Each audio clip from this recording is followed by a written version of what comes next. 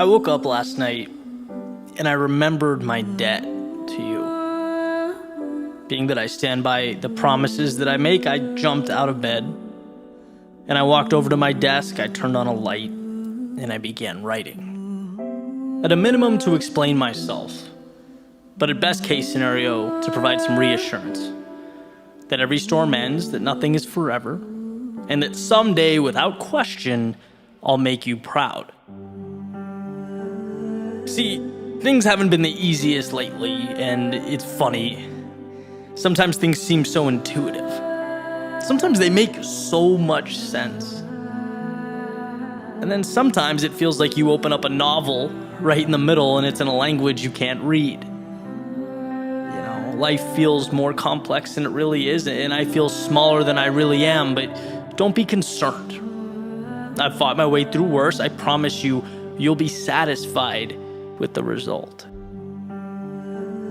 And yeah, you might have noticed that sometimes I face the obstacle of juggling two sets of standards. You know, two definitions of success, mine and the world.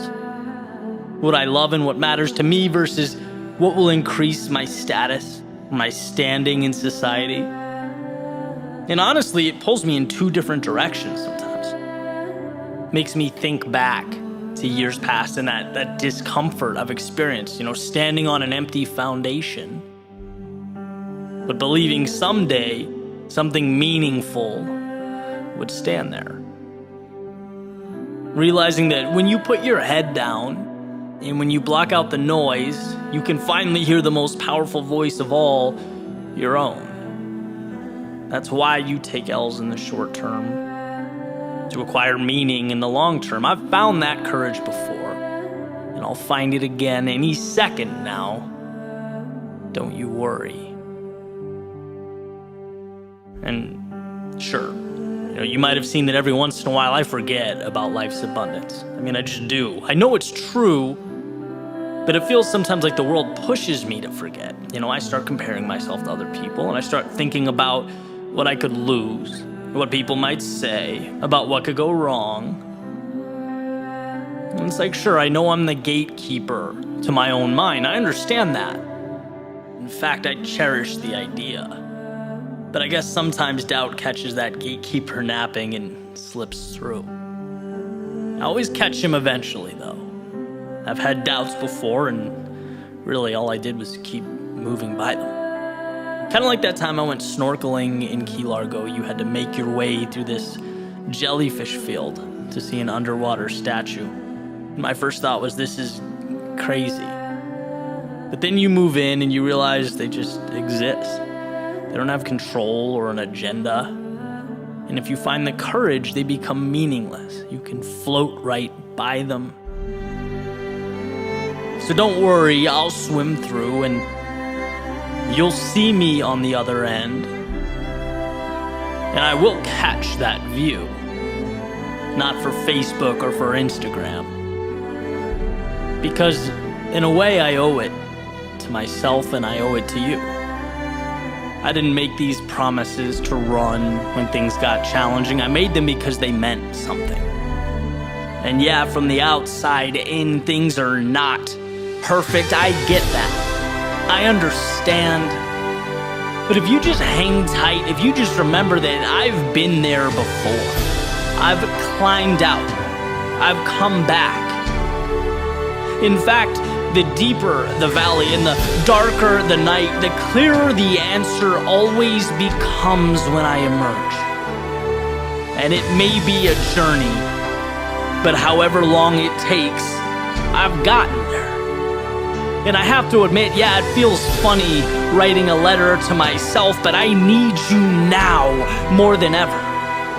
You've always been my toughest critic, and I appreciate that, but now I need you to be my biggest fan. To remind me that life can be confusing and seemingly contradictory, uncertain, and even chaotic. But that doesn't mean I'm not right where I need to be, right where we need to be. And if you'll just believe in me, if you'll hop along for this ride, you'll see that as sure as I'm sitting here writing to you now, I will make you proud.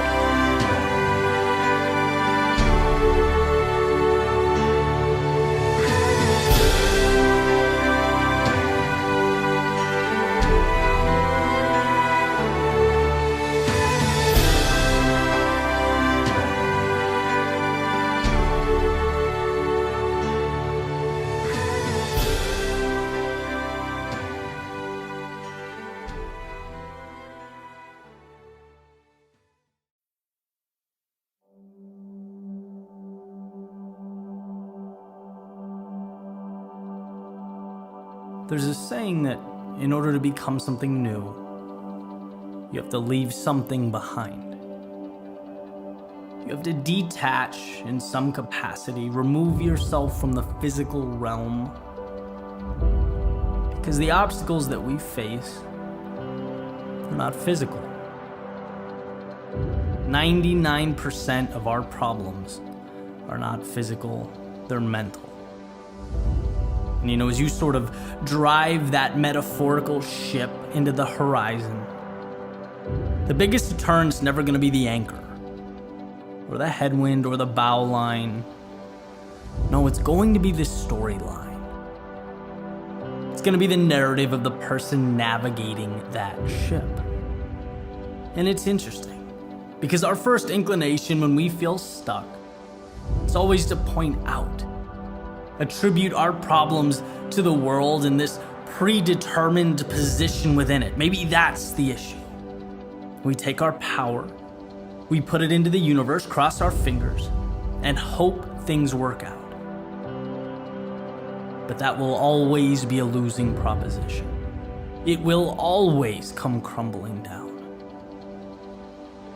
Because it's not the world that keeps you from showing up. You're not physically incapable of taking that first step, or growing, or evolving, developing, becoming something new. No, that demon lives in your head. That's the mental Goliath we struggle with, right? Because there's cognitive dissonance between who we know ourselves to be and who we want ourselves to be. That's the sea we have to cross, the terrain we have to navigate.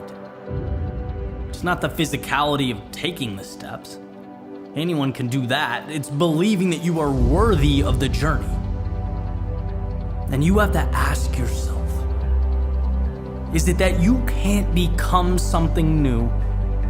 Or is it that you can't, won't, refuse to detach from who you used to be? You're still tucked away in that container, that box you've been building for years and years and years that you've placed yourself in, because I can promise you, one of the most liberating things to understand is yesterday is not a life sentence. Yesterday's not forever. Yesterday's not defining. It's simply a stepping stone. And every morning when you open your eyes, sun comes through the window, illuminates life around you. That's never your cue to put on a fake smile, play the same role you've been playing day after day after day. No, it's an invitation to do anything you want to do, to begin again, to start fresh. It's an opportunity to detach from that character, detach from the people and the things that don't push you towards what you want. Detach from the negative self-talk. And when all that's gone, everything is removed, and it's only you and your self-belief, a will to move forward. I promise you that pendulum shifts. Life becomes simple, and how beautiful simplicity is. It's shining a spotlight on what matters. It's clarity, it's taking control, it's picking up the clay and molding what you want to mold. It's opening the door and deciding to walk through. Everything else is variable. Everything else is noise. Everything else is detail and distraction. Because what you want, it's there. And it's waiting for you to simply remove yourself from who you used to be. To step into right now and believe that you are worthy of everything else to come.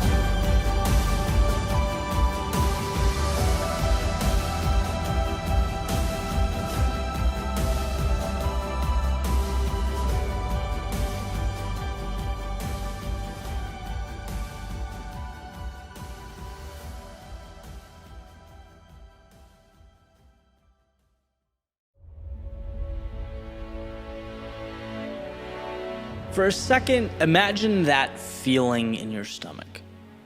The nerves, the discomfort, maybe even the doubt as you walk up to do that one thing that scares you, that stretches you just a little bit further than you're ready for, And as you move towards that sort of dark unknown, the mysterious discomfort, what's on your mind? Are you starting to rationalize? Maybe you're asking yourself, hey, why did I do this to begin with? It seemed like a good idea at one point. It seemed bold and adventurous. But now it seems like the wheels have hit the road and the narrative is shifting in real time. So try and recreate that feeling for a second. Looking fear in the eyes. Capture what it means physically, mentally. Right, for me, it was public speaking. Right, half a decade ago, standing backstage, palms sweating, little voice in my head saying, "Hey Ed, cubicle doesn't seem so bad right now, does it, genius?" Maybe, for you in this scenario, it's that big test that feels like the weight of the world is on your shoulders. Everything's on the line. Maybe it's something like starting a conversation with a complete stranger, interview for a job you want, starting line of a race, having the courage to speak your mind online. Maybe it's doing something your family doesn't quite get or your friends won't understand, cutting ties with what's comfortable, a decision to be what you've always wanted to be. There's a million possibilities. Right? There's a lot of fear that we dance with on a day-to-day basis. But in that moment, as your feet start moving in the very direction that will bring your ideas closer to your reality, and you're hit with that same feeling, that wall that tells us something isn't quite right, that's what I want to discuss. Because it's hard to be met with this feeling and still move confidently in the same direction, right? There's cognitive dissonance there. How can something feel wrong and be right? Should there be disconnect? It's funny, I really enjoy reading quotes, and particularly Lewis Carroll has resonated with me over the years. Things he said in his works, they're witty, they're funny, but they're powerful. And one in particular stood out to me. It's why sometimes I've believed as many as 6 impossible things before breakfast. I just loved the concept, the idea of immersing yourself, in the impossible, in the difficult, the thing that's not right in front of you, and sort of creating it as you go. So I got through The Looking Glass and Adventures of Alice in Wonderland, and it was an interesting read. I'm not sure I'd recommend it for everyone, but there was certainly one thing that popped out at me that I found incredibly valuable. And it was in Alice's journey holistically, right? So she goes into this rabbit hole, and the world is basically upside down. Nothing is as it was before she jumped. Nothing really makes sense. And what you see is her progression as a character, as she starts continually embracing the thing that feels abnormal, upside down and weird. But with each decision to move forward, she completely redefines this insane world that wasn't particularly warm and receptive to Alice to begin with. As she stands up to a queen running around ordering executions, she navigates a world with new rules and guidelines. She transforms the boundaries that used to define reality. And what I think is valuable is that there really wasn't this boom, transformative moment where everything changes. She just keeps subtly saying yes. She keeps moving forward without knowing for sure how things will work out or unfold, as if she's supposed to. And she becomes so accustomed to suppressing that feeling of fear and uneasiness that it almost becomes comical. She goes with it and becomes the author of a new story. She becomes untouchable in this world. And my point here, and for those of you not a fan of Alice in Wonderland, I appreciate you hanging on, but where these dots connect is that it's actually a pretty simple idea. Life unfolds in a way that is unimaginable when we shift our thinking from, oh no, here comes that feeling in my stomach again, my heart's pounding, my palms are sweating, so I've wandered too far. When you change that to, here comes that feeling in my stomach, heart pounding, palms sweating, so here comes the beginning of something incredible, life shifts. See, it's not running from that temporary feeling of fear and discomfort, but harnessing it. It's a weapon, it's a tool, right? It fuels the rocket ship headed to the moon. It's the water that seed of opportunity is dependent upon.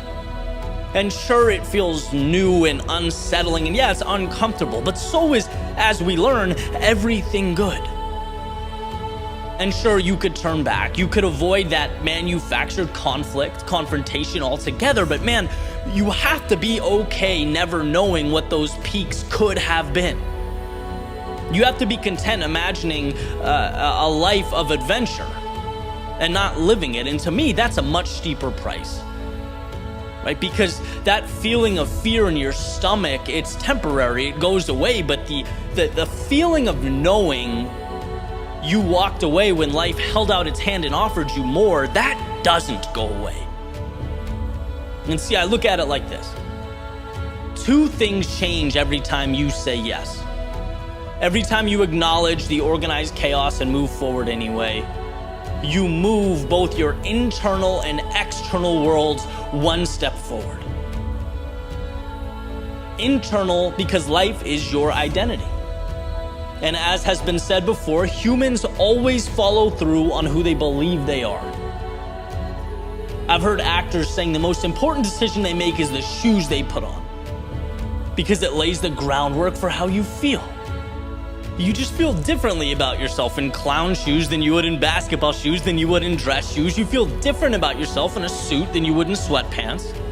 And this doesn't mean go reassess your wardrobe. It highlights how malleable identity is. Yeah, we follow through on who we believe we are, but the powerful thing is who we believe we are is created every single day. Every time we use fear to propel us forward, right? Your subconscious goes, okay, that's who I am. Someone who does the uncomfortable thing, someone who is okay with fear, that's me. Right? And that's the internal foundation that means everything. That's how identity is constructed.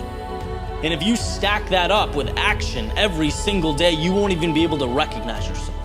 That's the internal transformation. Then there's the external transformation. Every time you push through fear, you level up, not significantly. Right? You aren't immediately transformed. In fact, sometimes you don't even notice. But the truth is, after you say yes, after you take that step, you're fractionally further than a few minutes earlier. Your relative ceiling is now the floor, and it's time to take another step. This is how you create distance over time. So when you hear the word fear, let's rewire that reaction. Let's change how we think about it. Because it's not a monster in the closet. It's not some demon staring you in the face. No, it's a ticket to something more, something to be embraced and coveted. It's the next little step in your journey. And why when most of the world bows down to that feeling of discomfort or instability and stays the same, you will have moved forward.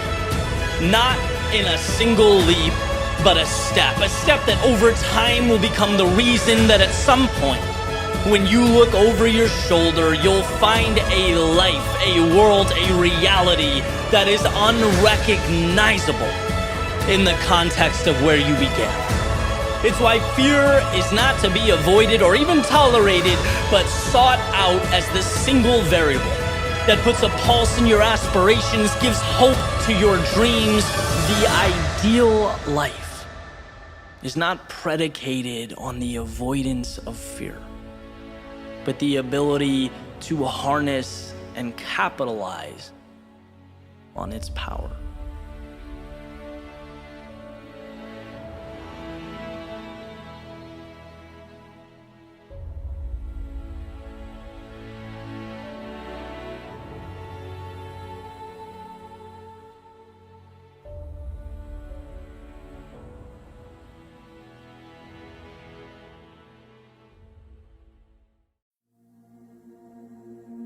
When I was a kid, I saw everything upside down. I remember spending all my time in the now, right? I hadn't yet learned to contemplate worst case scenarios. And when I was a kid, I was pretty much detached from reality. Right? I'd have my Ninja Turtles and Power Rangers battling on the bedroom floor. I hadn't learned that playing with action figures doesn't get you a job. When I was a kid, I wanted to be the next Steven Spielberg or play in Blink-182 or maybe be the president of the United States, right? What excited me, I gravitated toward. I hadn't yet learned that the statistical likelihood of accomplishing something like that was 0.0001%. When I was a kid, I was so captivated by imagination that I wouldn't even want to go to bed, right? The excitement and the mere possibility of the world around me kept me awake. I hadn't learned to settle down or go with the flow. When I was a kid, I did what felt right. I was led by curiosity, by a sense of exploration. I hadn't yet learned to weigh the opinions of others or the pressure of conformity. When I was a kid, I saw everything upside down. And when I was a kid, I was right. And perhaps there is no message more important than that. To move forward without leaving the best of you behind. Not to grow away from what matters most, but to grow into it. See, every so often I take a step back and I look at the world around me, pulling me to be something I'm not, and I think back to my younger self. A life without walls or barriers, a life in pursuit of happiness, and I'm always amazed at how fast an exceptional existence becomes a checklist. Look, life changes, responsibilities change, parameters shift, but it will never be wrong to ask yourself what matters. Are you waking up for you or for something or someone else? So stop, look in the mirror and decide which way is up and which way is down, because the journey awaits.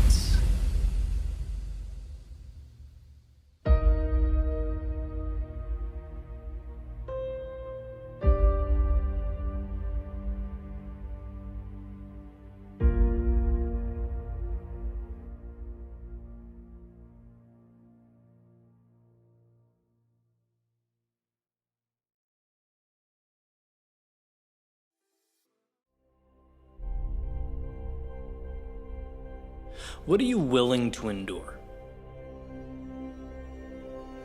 Because to become something more is not to react to the world, but to create a new one, yours. As my dad explained to me when I was in grade school, it's taking initiative, right? Seeing what isn't there, what's needed, and then making it happen. And while the setting certainly changed, the situation is no longer about helping around the house so I could go to the concert with my friends. Right now, as we get older, our world seems to get bigger along with us. The stakes are higher. Now it's everything I see when I open the blinds and I look out that window. It's all there. And we can have as little or as much of that as we want. But what we receive will always be directly proportional to what we're willing to endure, to how long we push forward before results arrive, how long we can carry on with the sole company of our beliefs. It's about Bezos packaging and delivering his own books from a garage.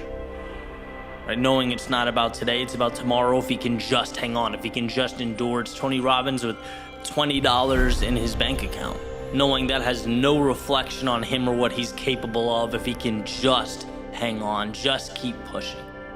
It's not that they had the ability to bring their dreams to life, a lot of people do. They had more, they had patience, they had the discipline, right, to remain calm and collected. That's nerve-wracking, that can be unsettling. They had the ability to be focused, to remove all the noise around them, the doubt that stops people before that desired payout is achieved. And one of my favorite ways to look at this concept of growth is a little anecdote about lily pads in a pond. And basically it's posed as a question, right? So the lily pads in this pond double in size every day. And by day 30, the pond is completely covered in lily pads. So then what day is it half covered? Like, that's the question. A lot of people, instinctually, they say, oh, okay, day 30, half of 30 is 15. So on day 15, it was half covered, but that's wrong. They're doubling every day, which means the pond wasn't half covered until day 29 and only a quarter covered on day 28. And the reason that's important is because that means on day 1 through 27, those lily pads were growing, they were working, they were moving, yet they occupied less than a quarter of that pond. All that work for a result that was barely visible. And then at the very end, right, the payout becomes exponential, and that's what success is. That's what it means to pursue anything of significance. It's days, months, years of unrecognized work, of marching forward, covering ground when no one knows or cares or believes except you. That visualization is your sweet spot, but like we all know, easier said than done, right? This is an incredibly challenging thing because we get impatient and our pride starts to hurt. We become tempted to jump to something different or easier. We don't hang on long enough to hit day 28 or 29 or 30. When things really start to evolve. It's like James Clear's metaphor in Atomic Habits, right? Where you have an ice cube sitting in a room and it's freezing and you start slowly shifting the temperature up. You don't see anything going on with the ice cube. Not until you hit that 32-degree mark. But there are things happening when it goes from 26 to 27 degrees and 27 to 28 and 28 to 29. Those little molecules are moving and bouncing around. But then boom, suddenly it hits that mark and it changes rapidly right in front of you. But that's why this single shift in perspective changes everything. It's not about right now. You're doing this for the exponential growth to come. You're believing, you're laying the groundwork to what I call the overnight success period. When the world finally recognizes and goes, who is this? Wow, that was quick. Maybe they have no idea about, day 1 through 27. They don't know about the effort and the mental gymnastics. They don't know how many times you had to talk yourself out of quitting or out of rationalizing a day off. They just don't know the road you took to get there, and that's fine. In fact, that's the beauty of it all. You not only saw it first, but you brought something beautiful to life. By enduring turmoil, by navigating discomfort and chaos, you have become the maker of a new universe. Your universe. Because you stood there, because when others would have ran, turned back, you endured.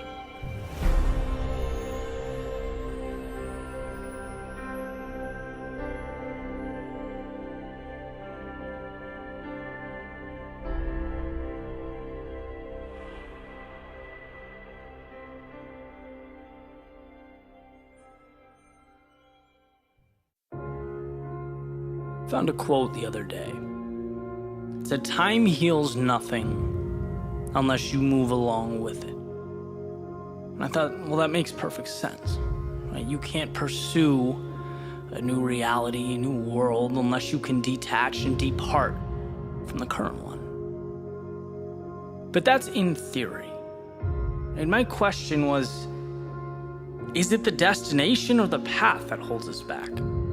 Because in my experience, the greatest struggle in life, it isn't what to do, it's knowing how to do it. How do we get there? We know we need to get back up, but how? How do we initiate a spark and create momentum and take that world of black and white and add color? Because those times of gray, when life seems to lose its purpose, we find ourselves simply existing and not living, that's when we need answers. And I guess this quote, it jumped out at me because it prompted an equally important question. right? Which is, now what? And I started thinking a few years back, 2017, probably the most difficult year of my life. It was void of, any of that beautiful nuance, the uplifting moments that we like to remember when we look back. For me, it was, essentially an ended relationship, was relocating away from family and friends, was having a few dollars in my bank account, everything I own in a trailer, and starting over.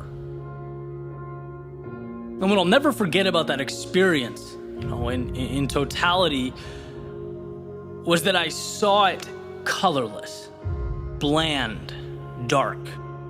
Essentially, the road ahead had lost that glimmer that it once had. See, I used to get so much joy in telling stories, but life had kicked me around so hard that I, at least for the moment, forgot the point. Like, what was my reason? And I knew, like I said, what I had to do, but I couldn't wrap my arms around the how. How do you get the train moving again? And then I got this email, right? And I'm gonna paint a picture for you. New apartment, trash, there's stuff everywhere, suitcases open. I hadn't shaved in 2 weeks, I'm exhausted, couldn't sleep, sitting there frustrated with my laptop. And the email is basically someone looking to create a documentary, asking if they could stay with me for 3 days and create a film about always maintaining discipline and living a productive life. And I just erupted into laughter, right? I don't think Seinfeld could have written something more ironic. It made no sense. But it caused me to reflect, right? I obviously declined the video. It just wouldn't have felt right or accurate in that moment. But I started to think, how is there such a gap between the old me and who I was sitting on that bed? Is this the new me? And if it's not, why have I allowed this imposter to stay so long? I've always said a life change is one decision away, a light switch away. Just reach out and find it. And when you're going through times like this, it's funny, life has a way of doing its best to conceal the beauty. It's like it becomes this black and white painting and it stays that way. It stays that way until you put color into it. One brushstroke at a time. Because life is intimidating when you see everything you're not. When the blank canvas feels like emptiness and not opportunity.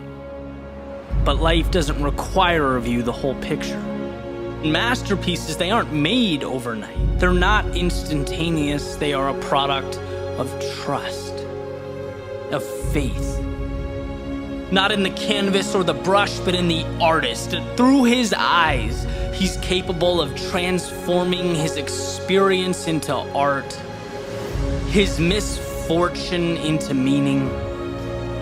Viktor Frankl uses the metaphor of a movie, each day being its own scene, where often they don't even come together until the very last act. Trust that. Believe that. But man, start painting. And the very next morning, like everyone before it, I woke up to a yellow beam of light, making its way through a crack in the blinds, painting the wall of an otherwise dimly lit room. But this time I saw it. This time I didn't close the blinds, I opened my eyes. And sometimes that alone is the little hinge that swings a big door, a door that I walked through.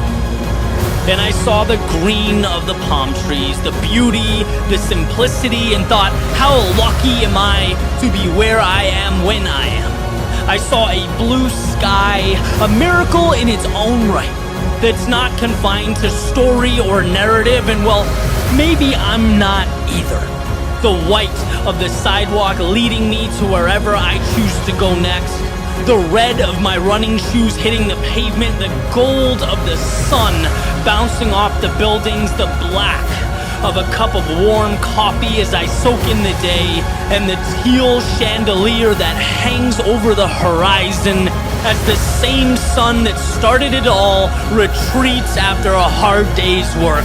See, you have everything you need, and life is not always perfect, but it is always what you make it. how things are is not how they should be or need to be, but how you've allowed them to be. And most importantly, black and white does not describe reality so much as it describes what's not there, what's missing from reality. And my hope is to never conform to that sketch or outline that masquerades as truth, but to see beyond it. To find the strength, the courage, the self-belief to pick up the brush and live life in color.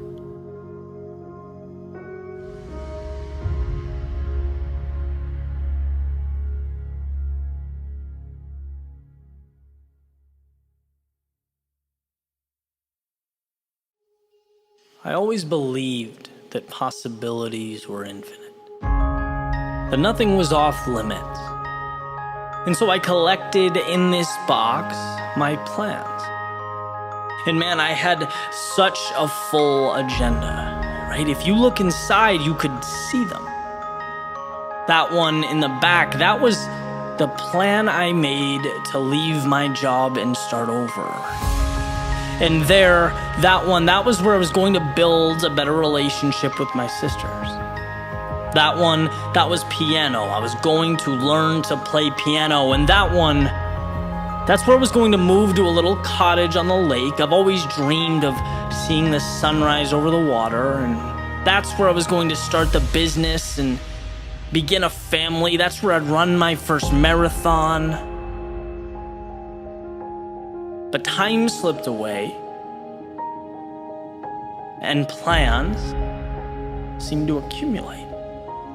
The box became more and more full, and I started to realize that it was simply a holding pattern for a life I wasn't living. These little plans were IOUs, kept in a box to remind me what was real and what was not.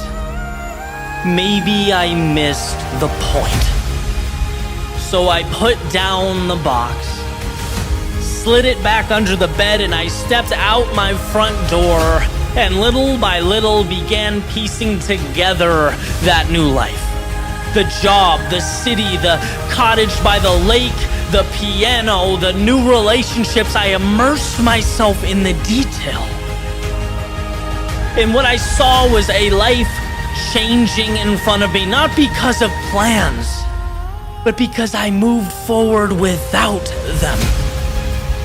As the saying goes, if you wait for the perfect moment, you will be waiting for the rest of your life. While the things you want most, they remain tucked neatly away on a shelf, gathering dust, evolving into could-be's or would-haves. So now I keep that box empty, facing my bed, so when I wake up every morning, I remind myself to leave nothing for someday.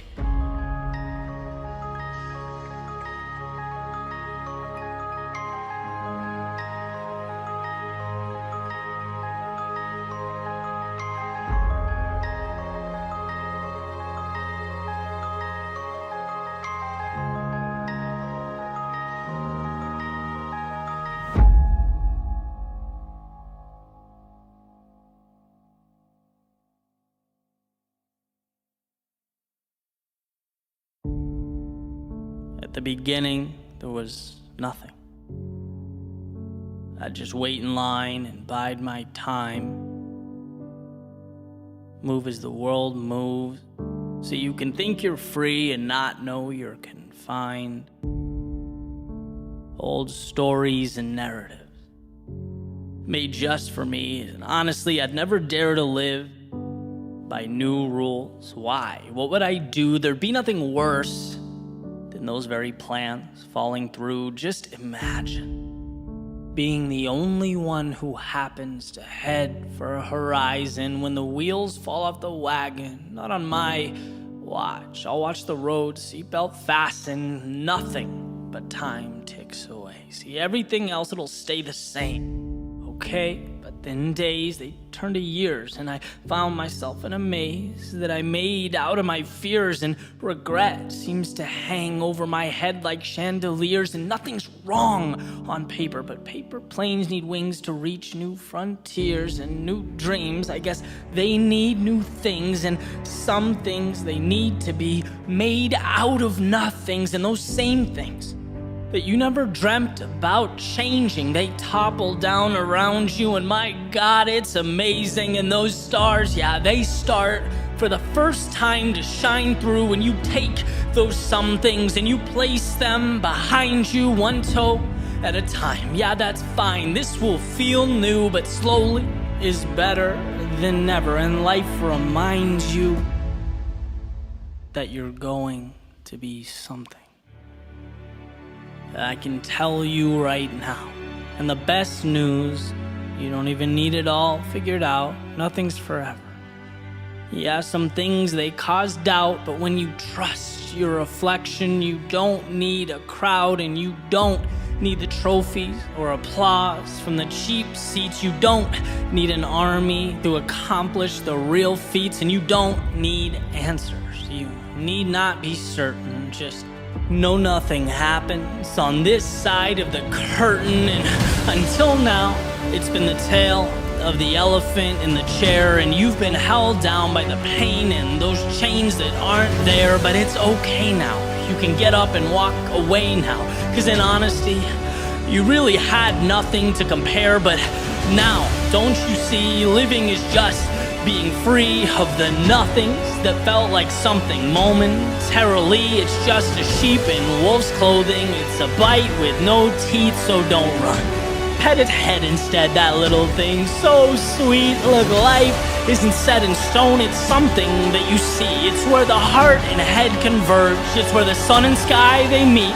It's where time is unmasked and where the old you retreats. It's where nothing becomes a staircase under your feet. And when the day comes that you step back and look around and you know something isn't right, you know there's just more to be found. It's when your eyes see the wrong things and your ears the wrong sounds. It's when you believe those little nothings to pretend to run this town. Remember, nothing is forever, and forever nothing lasts, so keep that in mind every time something emerges and attacks. Today is yours and yours alone. Grab the keys and get the map to the moon. With the nothings that you choose, let's make something that lasts.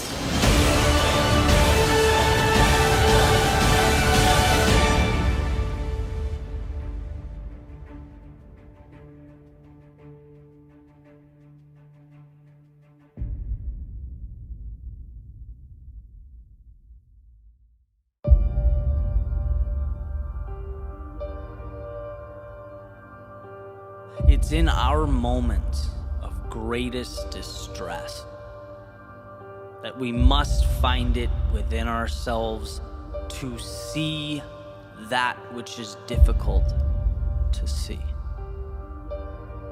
It's when things seem hopeless, tragic. It's when we feel lost that we forget a universal truth. Behind every struggle, no matter how big, there is a win, an answer, an opportunity for recreation. See, it's very easy in the midst of a storm to forget that it will pass. The dark skies block out the light, so we forget the warmth of the sun. And the wind and the rain, it forces us inside, so we forget the perfection that is simply breathing in the cool air. We forget that all storms have one thing in common. They come and they go. They are temporary. And what they leave is hope, answers, the clearest, brightest of skies. See, I'm not asking you to see something that's not there. I'm not asking you to imagine or live a life of make-believe. I'm reminding you of what you already know exists behind those clouds. Better days, your solution, your victory. I'm asking you to look to precedent. Because every day leading up to now has had its adversity. The road to the current moment was paved with trials and tribulations, and what you've done every day until now is figure it out. Find a way. How many times do you have to prove to yourself that you have what it takes? That you'll be okay? That within the depths of your soul are answers to any and every problem that you face? I know things aren't easy. Maybe they even seem bigger, scarier, more overwhelming than they ever have. But as adversity grows, so does your resilience. And I'm not sitting here giving you something new or an answer you didn't already possess. All I'm doing is reminding you how incredible you are, how much you've already overcome, and how capable you are of conquering whatever is next. Sometimes in life, the difference between okay and great, or stagnation and growth, it is only a change in perspective. It is how you look at the world and your place within it. That little voice in your head reminding you that you are capable of things beyond your current comprehension. That your perceived best is a fraction of what you're capable of. Reality is manageable. It's always manageable. It's the fear that if we let it, will be our demise. And life's too short to bow down to a monster that doesn't even really exist, that we created ourselves. So let's commit to being the ones who find calm when others panic, and see opportunity where others see hardship, and see what can be gained when others remain fixated on what has been lost. I love to simplify, to find clarity in that which appears overwhelming and complex. So here's the formula. You minus negative thoughts equals infinite possibility. You are capable of handling anything life throws at you. In terms of potential and resources and ability, you can overcome. The only thing that can make a situation debilitating or permanent is you deciding it so. Therefore, the obstacle will never be life. It will be your thoughts about life. Your thoughts determine how you react. That is reality. Is it a lost job or an opportunity to begin again, to grow, to fall in love with something you've always wanted to do? Is it lost time, loneliness, tragic seclusion, or a chance to write chapter 1 of your book, scene 1 of your movie, lay the first brick of what will become your empire? I've been sad and I've been happy, and I've been broke and I've had money, and I've felt alone and I've felt loved. But through it all, every step, every trial, every tribulation, I've come out stronger, battle-hardened, cognizant of the fact that happiness was a choice. Money is reacquirable, that some people go, but the ones that matter stay a part of you forever. Life is a gift. It's a gift when things are hard. It is a gift when they are easy. It is always a gift. So don't let your losses define you. If you get back up, it is nothing short of a victory. Armor that you now wear as you make your way into the world. A world that can push you down, but it certainly can't keep you there. Not if you don't let it. For your mind, your body, your soul, made of the same elements that surround you, The same stars comprising the universe, they have equipped you to weather any storm, outlast any earthly dilemma, do anything and be anyone. Never forget that. Never forget who you are.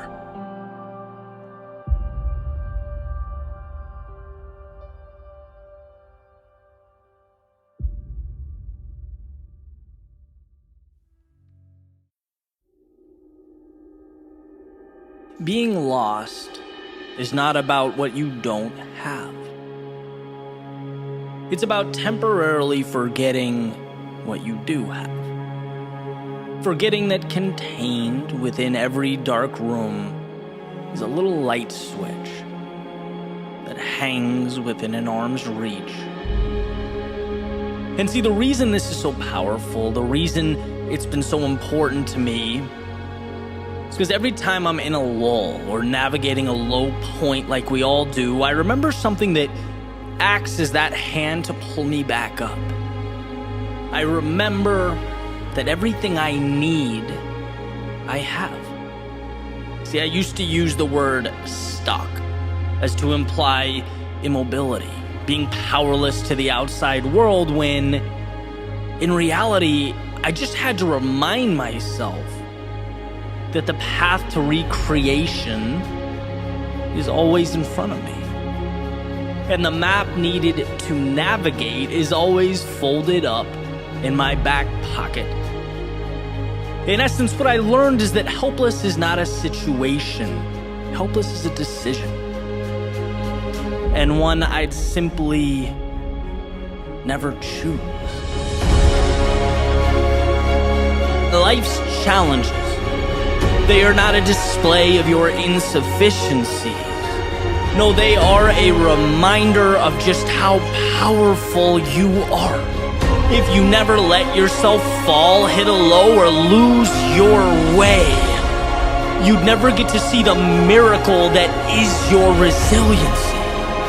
You'd never get to look in the mirror and see the reflection that is the conqueror of worlds and the slayer of dragons.